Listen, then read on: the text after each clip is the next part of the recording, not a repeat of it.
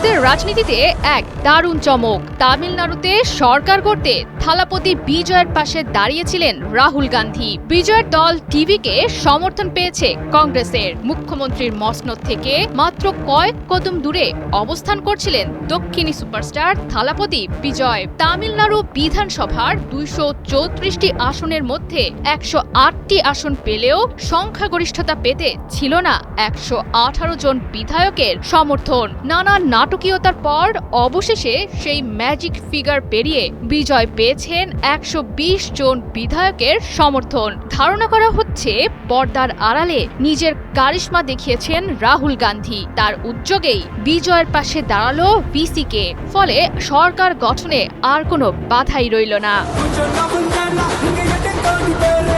বিভিন্ন সূত্র বলছে শুরু থেকেই নাকি বিজয়কে সমর্থন করবেন বলে আভাস দিয়েছিলেন রাহুল গান্ধী। তবে চূড়ান্ত সিদ্ধান্ত নেয়ার আগে কংগ্রেস সভাপতি মল্লিকার্জুন খাড়গে জানতে চেয়েছিলেন রাজ্য নেতৃত্বের মতামত। পরবর্তীতে ভার্চুয়াল বৈঠকে মেলে ইতিবাচক সংকেত। কংগ্রেসের পাশাপাশি থালাপতি বিজয়কে সমর্থন জানিয়েছেন সিপিআইএম। ফলে সরকার গঠনের জন্য প্রয়োজনীয় সংখ্যা পেয়ে গেছেন এই সুপারস্টার।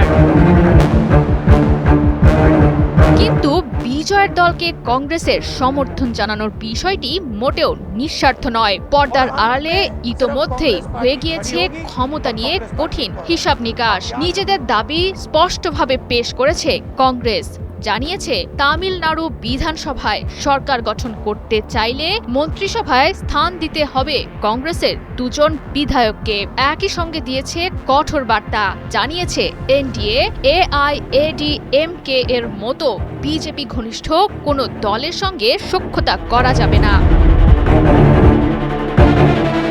যদিও টিভিকের সঙ্গে কংগ্রেসের হাত মেলানোয় নাখোশ স্ট্যালিনের ডিএমকে শিবির। কেননা ভারতীয় রাজনীতির প্রায় 141 বছরের পুরনো দলটিকে বছরের পর বছর ধরে রাজনৈতিক আশ্রয়ের মাধ্যমে শক্তি জুগিয়েছে ডিএমকে। কংগ্রেসকে রীতিমতো বিশ্বাসঘাতক তকমা দিয়েছেন ডিএমকে মুখপাত্র এ সারাভানন। জানিয়েছেন তাদের দলের সমর্থন ছাড়া কংগ্রেসের একটি আসনেও জয়ী হওয়ার সক্ষমতা নেই। সির্ফ কংগ্রেস পার্টি খড়ি হোগি और कांग्रेस पार्टी। পর্দার নায়ক থালাপতি বিজয় ইতোমধ্যেই রাজ্যপালের কাছে সমর্থনপত্র জমা দানের প্রস্তুতি শুরু করেছেন। সরকার গঠনের অচলাবস্থা কাটাতে টানা 3 দিন ধরে বৈঠক সেরেছেন তামিলনাড়ুর গভর্নর রাজেন্দ্র বিশ্বনাথ আর্লেকারের সঙ্গে। জানিয়েছেন লোকভবনে গিয়ে সরকার গঠনের দাবি অবশেষে বাস্তব হতে যাচ্ছে বিজয়ের স্বপ্ন।